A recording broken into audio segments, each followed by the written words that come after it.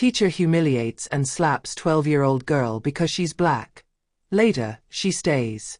Amandine was a girl of simple and radiant beauty, with eyes that shone with curiosity and a shy but sincere smile.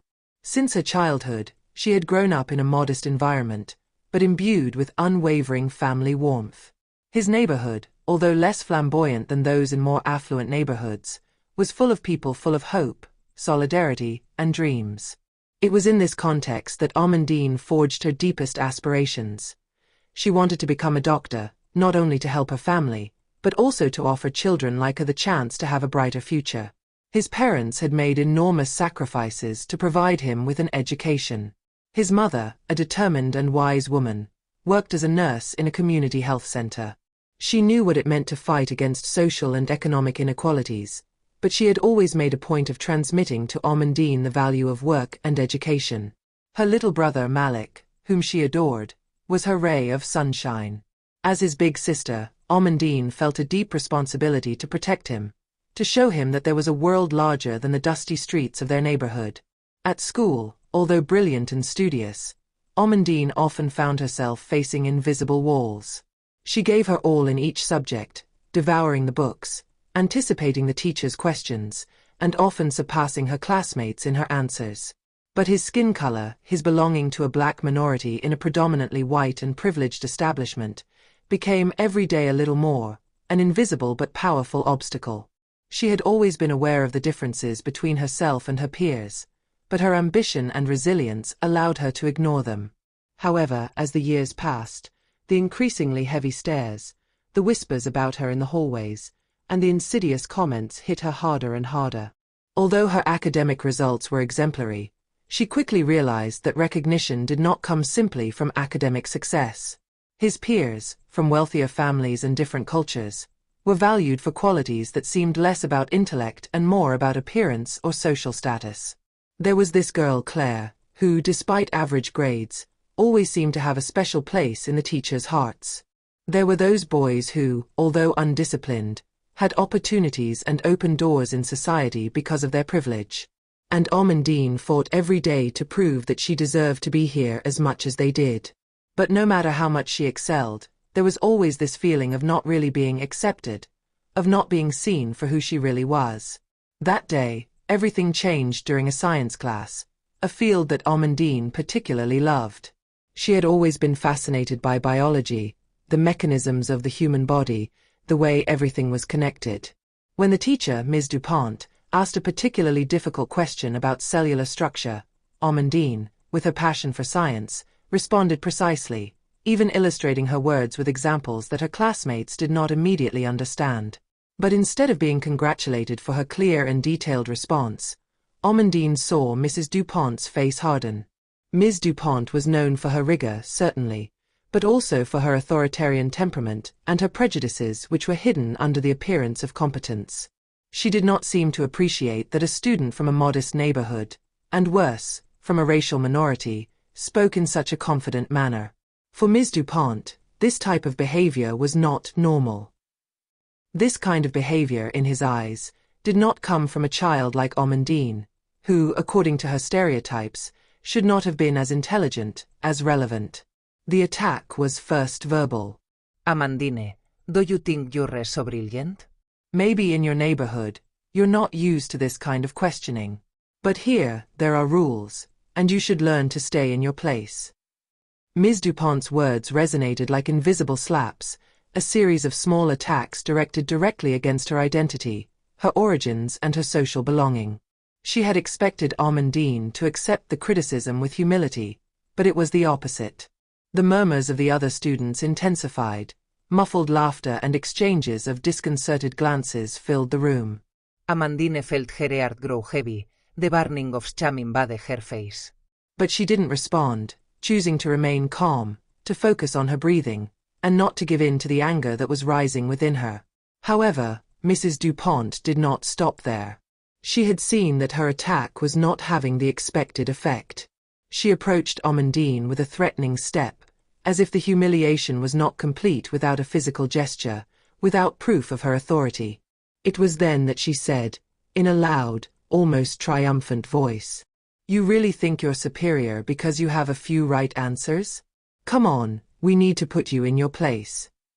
And before Amandine could react, before the air could fill with her confused thoughts, Madame Dupont raised her hand and gave her a violent slap in the face. The sound of the slap echoed in the room. A harsh, percussive noise, like a blow to Amandine's very dignity. Time seemed suspended, frozen in total incomprehension. Amandine, in shock, felt the color rise to her face, but it was not only the physical pain that struck her. It was the humiliation of violence which, beyond the slap, was also a cruel message. A black girl from a poor neighborhood had no place standing out in a class of real students, good students. The students around her fell silent, petrified. None of them moved. None of them said a word. The fear of conflict, the fear of becoming the target themselves, paralyzed them.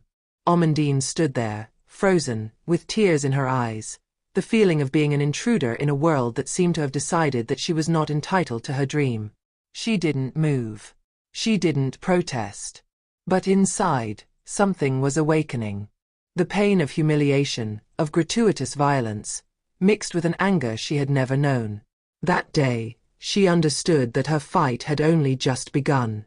The next day, Amandine did not return to school. She remained locked in her room, her heart heavy and her mind invaded by a mixture of incomprehension, pain, and dull anger. Madame Dupont's slap still burned on her cheek, but it was his look, that icy look, full of contempt and condescension, that haunted her the most. She also saw the faces of her comrades again, some shocked, others embarrassed, but none having stood up to defend her. Their silence weighed on him almost as much as the humiliation he had suffered. How could a child be treated this way, just because she was black? Why did his intelligence and passion for learning seem to be seen as a provocation? His mother, upon discovering the incident, felt her blood boil. His first instinct was to grab his coat and rush to school. She wasn't just angry, she was revolted. How could a teacher dare to hit a child and get away with it? Arriving at the school, she immediately demanded an interview with the principal. But the response she received only added to her indignation. Ms. Dupont is a respected teacher, madam. Maybe the incident was exaggerated. After all, children sometimes have a tendency to dramatize. Exaggerated? The word resonated painfully in Amandine's mind when her mother reported this reaction to her. How could we minimize what she had experienced like this? The slap was not an illusion. Public humiliation was not an invention of his mind. And yet, the school preferred to protect an adult rather than admit the injustice a child had suffered. It was a shock for Amandine. She understood that day that the injustice lay not only in the act itself, but also in the indifference of those who could, and should, react. She realized that the violence was not only physical, but also institutional, a heavy shadow that smothered the truth with excuses and empty justifications. But what she didn't yet know was that this event would mark the beginning of a profound upheaval, not only for her, but for the entire school community. The following days were trying. Amandine oscillated between sadness and anger. Her sleep was disturbed, her thoughts invaded by, what if? What if she had defended herself? What if she had responded to Mrs. Dupont in front of the whole class? What if she hadn't lowered her head? But another idea ends up emerging within her, stronger than the pain. Silence would not save her. She couldn't let this injustice fade into oblivion as just another unfortunate incident. If she remained silent, she would betray herself. She then made a difficult decision. She was going to talk about it. Not just to his mother, but also to his friends, his classmates, and even the school administration. If she kept everything to herself, nothing would ever change. One evening, sitting at her desk, she took out a sheet of paper and began to write a letter. His hands trembled slightly, but his words were clear, precise, carrying a truth that we refuse to hear. Madam, she wrote, I don't know if you realize it, but what you did to me left a mark on me. It wasn't just the slap, but the fact that you reduced me to the color of my skin. I grew up with the idea that school was a place where we were taught to be better, to think, to dream. But that day, you taught me something else. That no matter how hard I work, how brilliant I am, There will always be someone to remind me that I don't belong. But I refuse to accept that I am no different from others. I have dreams, plans, and I want to be respected for who I am. She read her letter several times before slipping it into an envelope. The next day, she went to the school with her mother and requested an audience with the principal, Mrs. Martin. Unlike others, Mrs. Martin was a caring woman, but overwhelmed by events. She listened attentively to Amandine, her eyes expressing compassion, but also a certain hesitation. We will organize a meeting with Madame Dupont, she promised. But Amandine knew that would not be enough. This matter did not only concern Mrs. Dupont. It was not just a question of sanctioning an abusive teacher, but of changing a system where such abuse was tolerated, minimized, ignored. And that day, she understood that she was no longer just a silent student suffering injustice. She became a voice which, even trembling, would refuse to be silent. The meeting between the director, Amandine, and Ms. Dupont was a moment of palpable tension. Sitting next to her mother, Amandine felt her heart pounding, but she refused to let fear or emotion take over. Her mother had squeezed her hand just before entering the room, a silent gesture of support, a promise that she would not be alone in this ordeal. Ms. Martin, the director, opened the discussion in a calm but firm voice. Mrs. Dupont, we are here to discuss a serious incident that took place in class. Amandine and her mother have legitimate concerns, and we must listen to them seriously. Amandine took a deep breath before speaking. It wasn't just a slap, she began. What you did, Mrs. Dupont, was not just punishing me. This is humiliating myself in front of the whole class. It makes me understand that, whatever I do, I will never be respected in the same way as the other students. She paused for a moment, searching for words. It wasn't just a gesture. It was a message. And this message is that I do not deserve the same respect as my comrades. That my words, my work, my presence in your class have less value. And I refuse to accept that. A heavy silence fell over the room. Mrs. Dupont, who until then had been listening with crossed arms, finally spoke, her tone oscillating between defensive and annoyance. I think there is a misunderstanding, she said. I never intended to harm Amandine. But in teaching, sometimes you have to be firm. And maybe in the heat of the moment, I acted too quickly.